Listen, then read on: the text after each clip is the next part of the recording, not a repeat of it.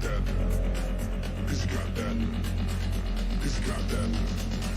Cause you got that. Cause you got that.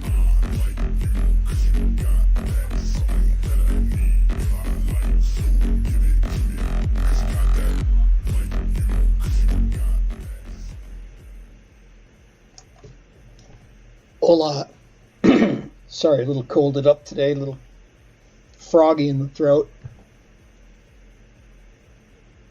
COVID is a gift that just keeps on giving. One of the problems with COVID is that everybody takes a slant. They don't like to deviate from the slant. Therefore, you get a lot of confirmation bias and information. And it's very hard to find out what's really going on. So here's what I got for you today. And I'm going to be reading this right out of the description, so feel free to skip this if you want. The other day, a worried mother of a first grader to be contacted me. She was really worried about sending her child to school this fall, what with the Delta strain and all. I told her I'd find out what I could. Well, the Kenosha School Board, they don't know shit yet. From what I understand, from one friend who is informed, they tend not to make decisions to the last minute. So, will my friend be able to get the remote school she's hoping her kid can have? Or is this just going to be more Kenosha confusing bullshit until the very last moment? There we go. Get a little bit of this going in the background.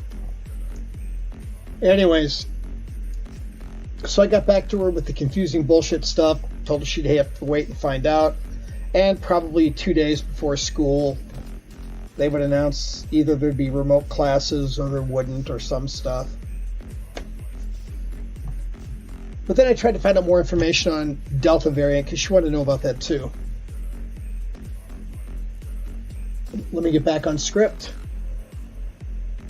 When I go looking for information, I try and avoid the usual suspects, news outlets that will pander to the reviewers for their own special brand of confirmation bias. Instead, I opted to go for someone I thought might go rogue, so to speak, and have a more informed and diverse opinion.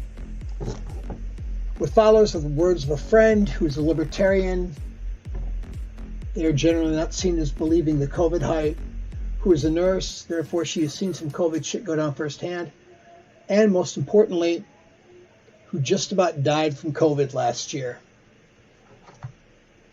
Here's what she had to say on COVID vaccines and compromised immune systems. Let me pull up my notes and change the screen a little. There we go. Some awesome nurse graphics. Charles Darwin enjoying his popcorn, and of course, the FBI fair use stuff. Side note before I get to the actual story, if you need gifts for something like this, you can type in naughty nurse, but make sure to have your save search set at least at moderate. Anyways, on to the notes. Please know these notes are part of a conversation I was having with this woman, this nurse, and I want to make sure to protect my friend's anonymity. But as it does involve kids, and some of you have kids, here we go. I will have changed a little bit of this for context to make it more easy to understand. But this is what she said. This is her opinion as someone who is a libertarian, a nurse, and who about died from COVID last year. And I quote, "Kids usually do fine. Symptoms usually so minor nobody knows it's COVID. She, the little girl, should be fine as long as she doesn't have comorbid conditions. Asthma, COPD, emphysema, any lung disease, diabetes, heart disease, cancer, chronic kidney disease, neurological disease, sleep apnea, overweight, obesity, pregnancy, sickle cell, smoker, organ transplant, liver disease, or stroke. Mom, the mom of the woman who asked the question, is high risk for age and if she has any of the above diseases. The Delta variant isn't really more severe, it's just more contagious, about double. The new Lambda variant, however, may be resistant to vaccine." My nurse friend speaking about herself. I survived with asthma, smoking, and immunosuppression, so it's not impossible. I had severe disease. My friend's kids should be fine. Here's the vaccine efficiency breakdown. Moderna, Pfizer, 93% mild to moderate disease, 100% hospitalization and death. That's preventing those things. Efficacy. Johnson & Johnson, 80% for mild to moderate, 100% hospitalization and death.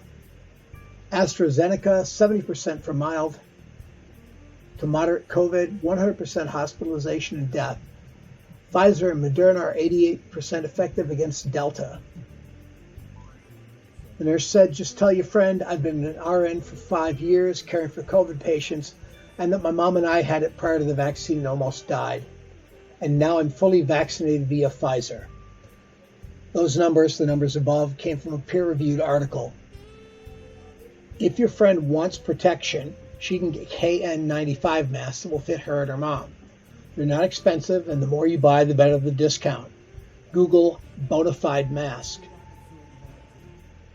I looked their KN95s up, and they're 99%, meaning they filter 99% of air particles. The 95 in the KN95 means they only need to be 95% to be NIOSH approved. Some KN95s are as low as 70%.